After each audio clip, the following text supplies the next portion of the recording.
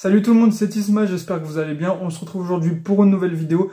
Dans cette vidéo, évidemment, qu'on va parler de la victoire contre les Rangers, 4-1, une très très belle victoire, on va la décrypter. Ensuite, on enchaînera avec plein de petites infos, on va parler de suspension, on va parler du match contre Nantes, on va parler d'Anthony Lopez, on va parler des sélections, donc de la trêve internationale. C'est une vidéo assez complète, c'est parti donc les gars pour la vidéo. Évidemment qu'on commence avec la victoire contre les Rangers Glasgow, 4-1 les gars. C'était vraiment pas... Enfin, sur le papier, c'était pas facile, parce qu'on jouait chez eux, une équipe assez chiante à jouer, qui domine clairement son championnat, donc qui a des atouts et qui est en confiance. Les Rangers, de base, c'est vraiment pas facile à jouer, mais là, on a été très très bon et on les a dominés de fond en comble.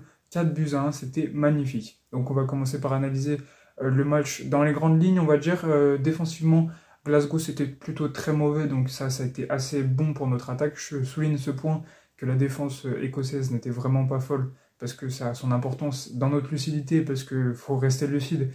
Les Rangers, c'était vraiment pas ça sur leur ligne défensive. Offensivement, ils ont loupé quand même pas mal aussi. Donc on n'a pas joué des foudres de guerre non plus, et on aura des matchs plus difficiles contre les Allemands, contre les Turcs, les matchs qui suivront. Donc en Ligue Europa, ça, ce sera pas simple. Mais en tout cas, nous, on a été très bons. Défensivement, on a été là, même si au début, ça a été compliqué. Au milieu aussi, en attaque, on a été tout simplement exceptionnel, les gars.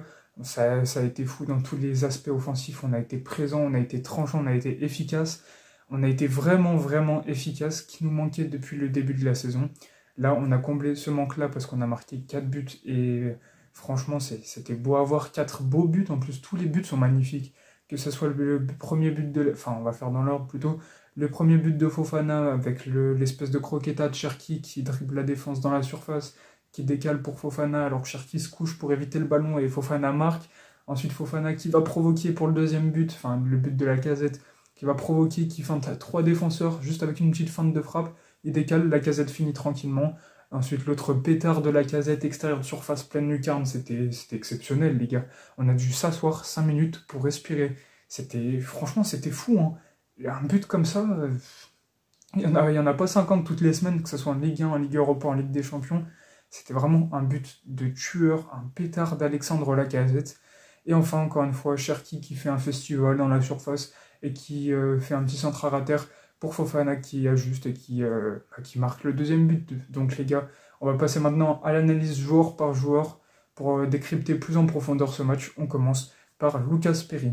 Alors Lucas Perry, il a été très très bon, il a fait beaucoup d'arrêts, surtout dans les 10 premières minutes. Les 10 minutes, on a été vraiment dominés, ça a été compliqué de ressortir des balles et ça a été compliqué d'être efficace dans ces 10 premières minutes, et que ça soit défensivement ou offensivement d'ailleurs. Mais en tout cas, Perry était là. Perry, il a fait plusieurs arrêts, plusieurs beaux arrêts. Il nous a montré qu'on pouvait compter sur lui, et ça, on est content parce qu'il a réalisé une très bonne performance. Et encore une fois, balle au pied, il est très très bon, hein. Il va toucher à l'autre bout, même à la main, il va toucher dans la surface adverse. J'exagère évidemment, mais ça souligne sa grande capacité. Ensuite, la défense centrale. On va commencer par Galeta Tchar. Assez rassurant, je trouvais qu'il prenait des bonnes profondeurs vis-à-vis de son deuxième défenseur central, que ce soit Mata ou Niakate. Je l'ai trouvé plutôt cohérent, même si, pareil, dans les 10 premières minutes, c'était un peu brouillon, je trouve, et qu'il aurait pu quand même faire mieux. Ensuite, techniquement, ça allait, c'était propre. Rien à dire là-dessus. En tout cas, Galeta Tchar, bonne performance globale, même s'il aurait pu faire mieux. Et je pense, surtout dans les 10 premières minutes, comme toute l'équipe. Ensuite, on va juger Niakate, on va pas juger Mata, parce que Mata est sorti sur blessure assez tôt. On en reparlera après l'analyse des joueurs. Donc Niakate, très très très bon, très très rassurant les gars, il revient de blessure, il est déjà à 100%. Dans les duels, il a été tellement efficace, il gagnait très souvent ses duels, il était là, chaque joueur au marquage, à la culotte les gars, il récupérait tous les ballons, ensuite il se projetait. Donc Niakate, très très efficace, très rassurant comme je l'ai dit il y a quelques secondes. Ça fait plaisir de voir notre Moussa Niakate dans cette forme-là, et je pense que ça peut être de très très bon augure pour la suite du championnat et de la Ligue Europa. S'il affiche ce niveau-là, on a l'un des meilleurs défenseurs du championnat de France, sans trop s'avancer, honnêtement. Les latéraux, donc on va commencer par Maitland-Niles. Donc Maitland-Niles, personnellement, c'est mon avis, vous me dites ce que vous en pensez, je l'ai trouvé un peu en dessous de ce qu'il avait produit récemment. Après, il n'a pas été mauvais, il ne faut vraiment pas se voiler la face. Il était même plutôt correct, rien d'exceptionnel, mais rien de mauvais. Il a, je trouve, apporté beaucoup moins offensivement que ce que l'on a vu précédemment contre l'Olympiakos, par exemple. Ça a été plus compliqué, surtout offensivement. Défensivement, il n'a pas eu beaucoup de travail à faire. Mais en tout cas, il était là, il a apporté des choses, même si on aurait aimé plus le voir devant. Tagliafico, on va parler surtout défensivement. Il est là, il est présent, hein, il met de l'agressivité. La grinta argentine qui lui caractérise tellement bien son style de jeu, tout simplement. En fait, Tagliafico a été très bon dans les duels, à l'image de Niakate. Les deux associés à côté, c'est même s'il y en a un qui est latéral, un défenseur central, ça promet. Il n'y a pas grand monde qui passe, du moins contre les Rangers, qui, je le souligne une nouvelle fois, est une équipe assez faible, du moins c'est ce que l'on a vu contre nous. On a fait vraiment du bon boulot et je pense à Nicolas Tagliafico qui a réalisé un gros match et j'aurais préféré voir lui que Abner parce que Abner aurait apporté beaucoup offensivement et je voulais qu'en mettant Maitland Niles à droite, on trouve une espèce d'équilibre avec un défenseur plus défensif, un latéral plus défensif de l'autre côté. Voilà pour ça. Le milieu de terrain. Alors Matic, pareil, on ne va pas beaucoup analyser parce qu'il est sorti assez tôt sur blessure, mais sa blessure serait peut-être un mal pour un bien. Je vais m'expliquer parce que dit comme ça fait un peu méchant. Mais Matic, c'est un très bon joueur par séquence. Quand on est en phase défensive, il va tellement bien protéger la défense, il va tellement bien gagner des duels qu'il fait vraiment beaucoup dans ce genre de match. Ensuite, contre les Rangers, donc là, on était beaucoup plus offensif. On n'avait pas besoin d'un 6 qui fait vraiment un gros taf que quand on est en phase défensive, quand on a un bloc très bas. Là, on avait un bloc plus haut, donc il fallait un joueur qui mette plus de rythme que Matic, qui récupère la balle, ou que quand il a la balle, il accélère le jeu. Et c'est plus le profil de Cacré, donc qui est rentré après la blessure de Matic. Donc on part sur l'analyse de Cacré. Cacré n'a pas été tranchant, je trouve, défensivement et offensivement, mais il a fait mieux que ce qu'il a fait. Il y a un moucheron qui m'attaque. Bref. Mais il a quand même fait mieux que ce qu'il nous a montré précédemment, je trouve, en Ligue 1. Même si il manque de tranchant techniquement, offensivement et dans les duels, je trouve qu'il a rassuré en mettant de la présence. C'est ce qu'on peut lui louer, on va dire, sur le match contre les Rangers. Ensuite, Tolisso Verretou, j'ai trouvé un peu en dessous techniquement de ce qu'ils ont fait lors des dernières semaines, même si ça reste assez fort. Je les ai trouvés très agressifs dans les duels et très bons à ce niveau-là. Défensivement, les deux joueurs récupéraient beaucoup de ballons au milieu de terrain et ça faisait du bien. Même si à la relance, c'était un cran moins de ce que Tolisso nous avait habitué lors des dernières rencontres, ça restait une performance assez bonne globalement, même très bonne, j'exagère, mais une bonne performance globale, même s'il y a un petit plus à aller chercher techniquement, mais on ne le reproche rien. Tolisso, il va avoir beaucoup enchaîné, il s'est préparé, on sait qu'il va afficher un bon niveau, et Verretou, il est arrivé il n'y a pas trop longtemps, il faut le laisser s'acclimater, se remettre bien les gars, et je pense que ça ira mieux après. Voilà pour le milieu de terrain qui a été plutôt bon dans l'ensemble. On passe maintenant offensivement, les gars. La ligne des attaquants, c'était exceptionnel, c'était virevoltant. Toute la ligne défensive et le gardien des Rangers, ils sont tous enceintes de jumeaux. C'était exceptionnel. On va commencer avec Cherki. Je réfléchis. Cherki, dans l'ensemble, très très juste. Il a fait un très très très gros match. Un match référence, je pense, d'une grande classe. Alors, c'est pas son poste, il est toujours meilleur en 10. C'est vrai, mais Cherki a été très très percutant. Techniquement, il a fait les bons choix. Même s'il y a certains trucs qui peuvent être agaçants, il a réussi et il a fait de belles choses. J'y arrive plus à parler. Qui lui ont permis justement de réussir ces duels, de gagner ces face-à-face avec des défenseurs et tout, par le dribble, par le passe, par le tir, même si le tir a été moins provoqué que les deux cités juste avant. Mais en tout cas, il était très bon, il était très juste, il savait trouver ses coéquipiers. Un match référence, un match de fou, vraiment les gars, je suis pas habitué à dire autant de bien de Cherki, mais il nous a montré l'étendue de son talent, par plusieurs petits ponts, par un croqueté en début de match. C'était fou. Franchement, les gars, on a été très très efficace, et ça part aussi de Cherki, qui quand même allait décrocher au milieu de terrain, dans l'axe plutôt, qui nous montre encore ses aisances en tant que 10, là où je le trouve quand même meilleur qu'en ailier, même si là il a fait un très gros match.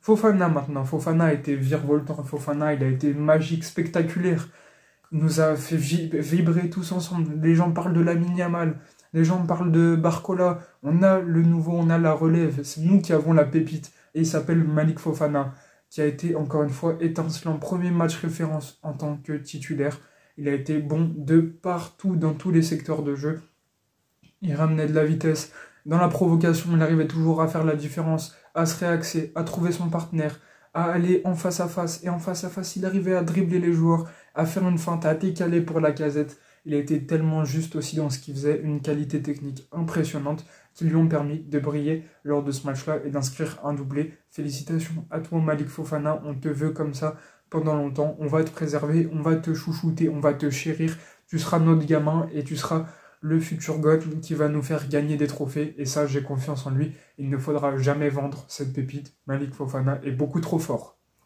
Voilà. Il nous reste Alexandre Lacazette qui a été exceptionnel également.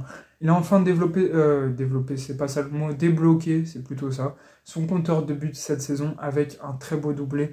Il a encore pesé dans les défenses adverses, on l'a trouvé beaucoup en pivot et tout, on l'a trouvé aussi extérieur de surface, dans la surface, il savait se retourner, il savait toucher à gauche, à droite, nos milieux de terrain, etc. Ça a été très très bon. Efficacement, enfin en termes d'efficacité, il a été exceptionnel aussi, un doublé, des buts magnifiques. Le premier, il est tout fait par Fofana. Le second, il va le chercher extérieur de surface, frappe, pleine lucarne, il nettoie la toile d'araignée. Ça a été tout simplement exceptionnel. Voilà pour ma petite analyse de tout le monde. Pour Mata et Matic, donc Mata, il paraît que c'est pas trop grave, qui reviendra après la trêve internationale contre le Havre. Et Matic, il paraît que ce serait un peu plus grave. Par contre, ça fait un peu chier, parce que défensivement, quand on joue contre des grosses équipes, il faisait le taf. Donc on verra ce que ça donne. Dès que j'ai plus d'infos, je vous les dirai, donc sûrement la semaine prochaine. Voilà pour le match contre les Rangers, les gars. On est deuxième de Ligue Europa. Il faut continuer comme ça. Si on affiche cette performance contre tout le monde, même s'il faut relativiser dans l'autre sens et se dire que la défense des Rangers a été assez mauvaise, si on affiche cet état d'esprit, cette qualité, je pense qu'on ira loin en Ligue Europa. Je le dis et je le redis. Actuellement, quand on est supporter lyonnais, on est de bonne humeur, les gars. Et on passe à la suite de la vidéo. On finit le cycle Ligue Europa avec une dernière petite info. Les supporters du Beşiktaş seront interdits de déplacement pour le match de Ligue Europa contre eux, donc à Lyon, à Dessine. Alors honnêtement, vu la ferveur des supporters du Beşiktaş, je pense que l'interdiction de stade... Voilà.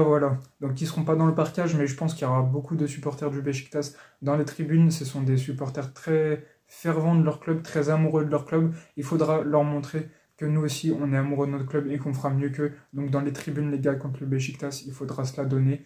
On veut éviter tous les problèmes, toute la violence et tout qui peut en découler et qui ont déjà découlé contre le Beşiktaş lors de notre dernier affrontement. Il y a eu beaucoup de bagarres avec les hooligans lyonnais et turcs. Donc on espère que ces images ne seront pas revues. Évidemment, on veut un spectacle, une rivalité entre les supporters. On veut ce spectacle-là avec des chants, des fumigènes, des cris de partout. Mais ce qu'on veut, c'est pas de violence. C'est le plus important, c'est ce qu'il faut retenir. Voilà pour la page Ligue Europa. On passe maintenant contre Nantes. Beaucoup de choses à dire. Les gars, tout à l'heure, à 15 h, on joue le FC Nantes chez nous. Beaucoup de supporters lyonnais, environ 50 000. Donc ça, c'est pas mal, mais pas mal d'infos à dire. Alors Nantes, il y aura beaucoup d'absents, dont Kadewere et Le Penant. Kadewere est un petit peu blessé, et Le Penant, c'est une clause dans son contrat qui fait qu'il n'a pas le droit de jouer contre l'Olympique Lyonnais. Et ça nous arrange parce qu'il est en très grande forme en ce moment. Il a encore marqué contre Saint-Etienne assez récemment. Donc ça va permettre de jouer contre un Nantes assez faible, enfin faible, toute proportion gardée évidemment, ce ne sera pas le 11 titulaire du FC Nantes, mais il ne faudra pas tomber dans le piège, il faudra certes faire tourner je pense, mais pas autant que contre Toulouse parce qu'on s'est fait peur, avec une victoire miraculée au dernier moment de Fofana qui avait été en feu aussi après sa rentrée. Donc là, il va falloir être bon dès le début du match, régler ce problème d'entame de match et réaliser une belle copie contre le FC Nantes. Dernière info à ce sujet-là, Antoine Comboiré a annoncé en conférence de presse qu'il souhaitait lever l'option d'achat de notre milieu de terrain de Johan Le Penant. Donc ce serait une option d'achat de 2,5 millions d'euros qu'il lèverait à la fin de la saison. Donc je ne pense pas, et Antoine Comboiré non plus, qu'il reviendra entre Roanne et Saône l'été prochain. On lui souhaite donc une bonne carrière, qu'il s'épanouisse comme il le fait actuellement du côté de Nantes avec du temps de jeu et tout. Ça fait plaisir pour un joueur qu'on affectionne quand même. D'autres petites informations, cette fois-ci toujours en Ligue 1 contre le Havre après la trêve internationale. Galet Tachar sera donc absent, il sera j'ai oublié le nom. Suspendu, voilà, il sera suspendu parce qu'il a pris beaucoup trop de cartons jaunes. Et du coup, il ne sera pas là contre le Havre. Est-ce que ce ne serait pas le moment de voir Omari débuter du côté de l'Olympique Lyonnais? Si ce n'est pas le cas contre Nantes, peut-être qu'il commencera ou qu'il jouera contre le stade... j'allais dire le stade Rennais, mais pas du tout. Contre le Havre, il faudra voir ce que ça donne. Ou est-ce que Pierre Sage va faire jouer Mata, ou est-ce qu'il va faire jouer Tolisso ou Tagliafico? Enfin bref, beaucoup d'interrogations à ce sujet-là. En parlant de Tagliafico, d'Abner, de Fofana et tout, les gars, les sélections sont tombées, et mis à part celle de Tagliafico, on est habitué avec l'Argentine, et on a deux qui font énormément parler, c'est Abner avec le Brésil, première sélection, félicitations à lui, des bons débuts avec l'Olympique Lyonnais, surtout offensivement, il a montré qu'il pouvait apporter quelque chose, il a donc été sélectionné avec la Seleção. Autre chose, notre petit bébé Fofana, les gars, notre crack, notre futur GOAT, j'allais dire Maxence Fofana, je vais y arriver, Malik Fofana, donc, connaîtra sa première sélection avec la Belgique également, que de la fierté, il le mérite tellement, donc ça peut que faire plaisir aussi. Dernière info de la vidéo, cette fois-ci c'est Anthony Lopez qui a fait une sortie médiatique, il a donné une interview à l'équipe où il exprimait sa situation, tout ça, tout ce qui l'a touché ces derniers temps, donc il a exprimé son dégoût de ne plus pouvoir jouer à l'Olympique Lyonnais, il veut du temps de jeu, il voulait jouer, il a dit qu'il n'avait pas été prévenu que la hiérarchie serait changée au moment où Perry est arrivé. Donc il y croyait, évidemment qu'on n'en veut pas à Lopez, on l'adore, c'est la légende, je me répète à chaque vidéo, mais c'est mon joueur préféré. Ce mec, je l'adore de par son caractère, de par son niveau qu'il a affiché pendant 12 ans à l'Olympique Lyonnais. Mais là, la sortie médiatique, malheureusement, c'est mal fait, je trouve. C'est pas le bon moment et il dit pas les choses comme il le faudrait pour préserver l'institution.